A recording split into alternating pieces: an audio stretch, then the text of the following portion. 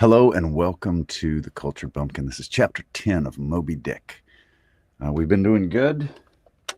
Um, we had the sermon last night from Father Mapple, and tonight we're starting with chapter 10, A Bosom Friend. Returning to the Spouter Inn from the chapel, I found Queequeg there quite alone, he having left the chapel before the benediction some time. He was sitting on a bench before the fire, with his feet on the stove hearth, and with one hand and in one hand was holding close up to his face that little Negro idol of his, peering hard into its face, and with a jackknife gently whittling away at its nose, meanwhile humming to himself in his heathenish way. But being now interrupted, he put up the image, and pretty soon, going to the table, took up a large book there, and placing it on his lap, began counting the pages with deliberate regularity. At every 50th page, as I fancied, stopping for a moment, looking vacantly around him, and giving utterance to a long-drawn, gurgling whistle of astonishment. He would then begin again at the next 50, seeming to commence at number 1 each time, as though he could not count more than 50. And it was only by such a large number of 50s being found together that his astonishment at the multitude of pages was excited.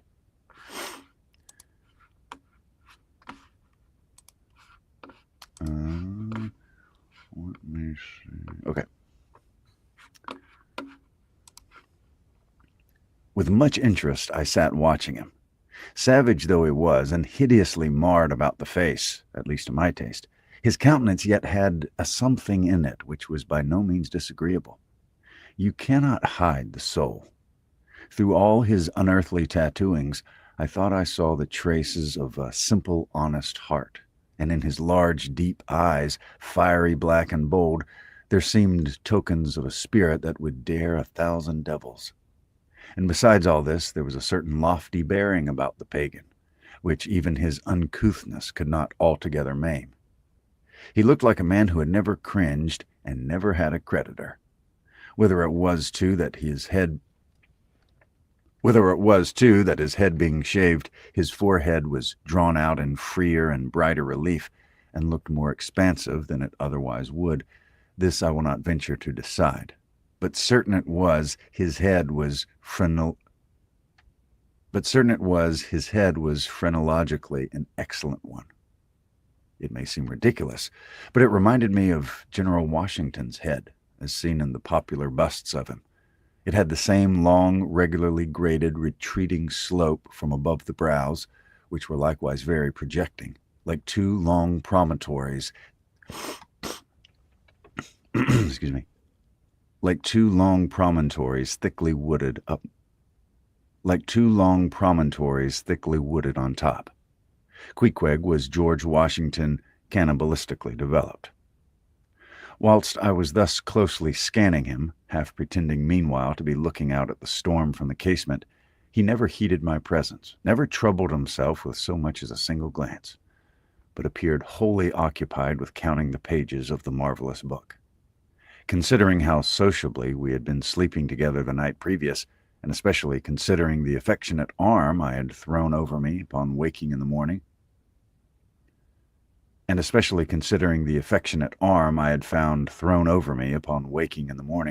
I thought this indifference of his very strange. But savages are strange beings. At times you do not know exactly how to take them. At first they are overawing. Their calm self-collectedness of simplicity seems a Socratic wisdom. Their calm self-collectedness of simplicity seems as Socratic wisdom. I had noticed also that Queequeg never consorted at all, or but very little, with the other seamen in the inn. He made no advances whatever, appeared to have no desire to enlarge the circle of his acquaintances. All this struck me as mighty singular. Yet, upon second thoughts, there was something almost sublime in it. Here was a man some 20,000 miles from home, by way of Cape Horn, that is, which was the only way he could get there, by way of Cape Horn, that is, which was the only way he could get there, thrown among people as strange to him as though he were in planet Jupiter. Thrown among people as strange to him as though he were in the planet Jupiter. And yet he seemed entirely at his ease, preserving the utmost serenity, content with his own companionship, always equal to himself. Surely this was a touch of fine philosophy, though no doubt he had never heard there was such a thing as that. But perhaps, to be true philosophers, we mortals should not be conscious of so living or so striving. So soon as I heard that much, so soon as I hear that such or such a man gives himself out for a philosopher, I conclude that, like the dyspeptic old woman, he must have broken his digester. As I sat there in that now lonely room, the fire burning low, in that mild stage when, after its first intensity has warmed the air, it then only glows to be looked at, the evening shades and phantoms gathering round the casements and peering in upon us silent, solitary twain, the storm booming without in solemn swells, I began to be sensible of strange feelings. I felt a melting in me. No more my splintered heart and maddened hand were turned against the wolfish world. This soothing savage had redeemed it. There he sat, his very indifference speaking a nature in which there lurked no civilized hypocrisies and bland deceits. He was a very sight of sights to see, yet I began to feel myself mysteriously drawn towards him. And those same things that would have repelled most others, they were the very magnets that thus drew me. I'll try a pagan friend, thought I, since Christian kindness has proved but hollow courtesy. I drew my bench near him and made some friendly signs and hints, doing my best to talk with him meanwhile. At first, he little noticed these advances, but presently, upon my referring to his last night's hospitalities, he made out to ask me whether we were again to be bedfellows. I told him yes, whereat I thought he looked pleased, perhaps a little complimented. We then turned over the book together, and I endeavored to explain to him the purpose of the printing and the meaning of the few pictures that were in it. Thus I soon engaged his interest, and from that we went to jabbering the best we could about the various outer sights to be seen in this famous town.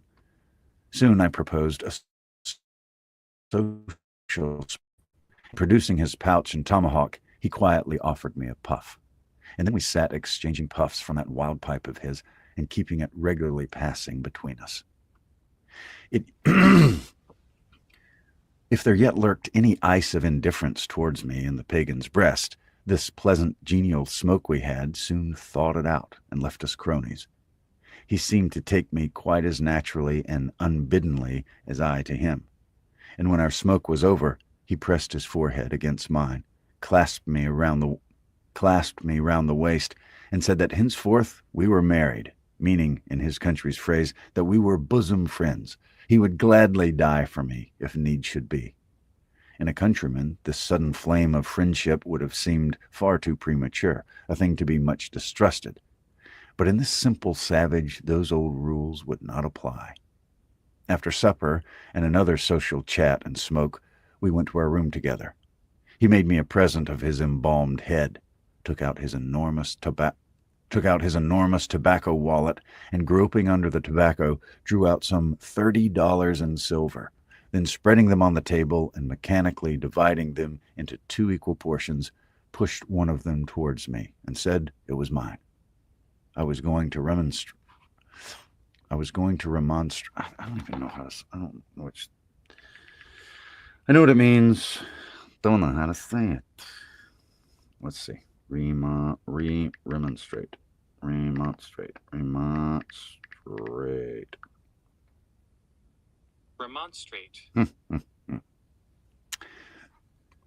I was going to remonstrate, but he silenced me by pouring them into my trousers pockets. I let them stay. He then went about his evening prayers, took out his idol, and removed the paper firebrand. By certain signs and symptoms, I thought he seemed anxious for me to join him, but well knowing what was to follow, I deliberated a moment whether, in case he invited me, I would comply or otherwise. I was a good Christian, born and bred in the bosom of the infallible Presbyterian Church. How then could I unite with this wild idolater in worshipping his piece of wood? But what is worship? I thought. But what is worship? Thought I. Do you suppose now, Ishmael, that this magnanimous God of heaven and earth, pagans and all included, can possibly be jealous of an insignificant bit of black wood? Impossible. But what is worship? To do the will of God? That's worship. And what is the will of God? To do to my fellow man what I would have my fellow man do to me. That is the will of God.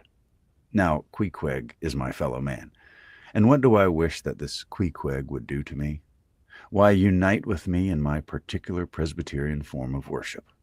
Consequently, I must then unite with him in his.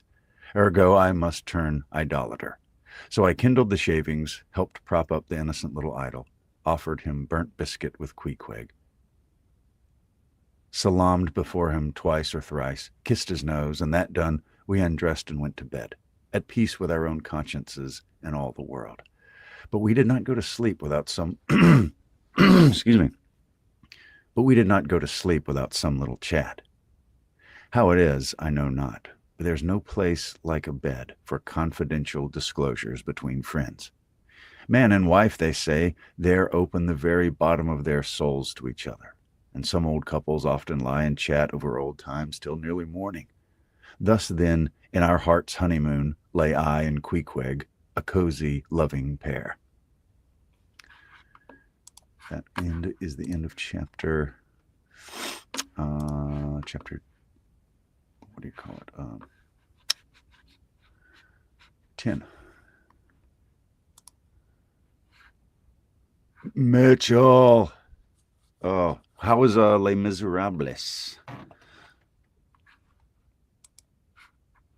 Dude, thank you, man. I really appreciate that.